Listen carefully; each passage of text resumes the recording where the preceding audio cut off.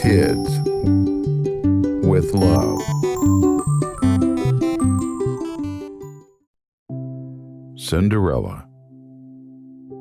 Once upon a time, there was a beautiful girl named Cinderella.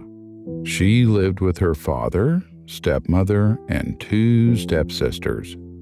Unfortunately, after her father passed away, her stepmother turned her into a servant, forcing her to do all the household chores while her stepsisters lazed around and prepared for balls.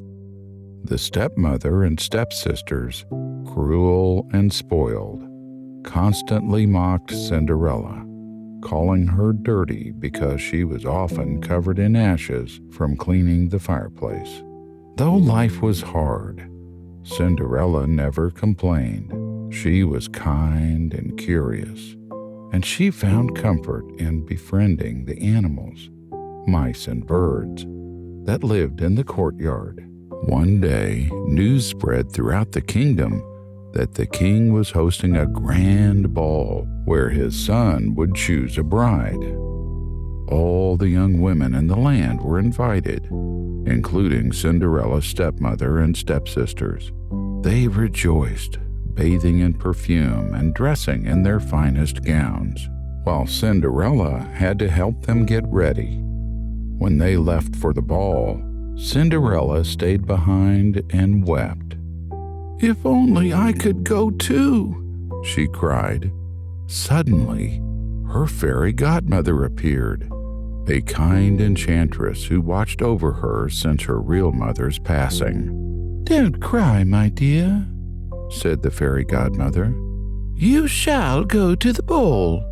With a wave of her magic wand, she turned a pumpkin into a carriage, mice into horses, and Cinderella's ragged dress into a stunning, sparkling gown. On her feet, she placed glass slippers.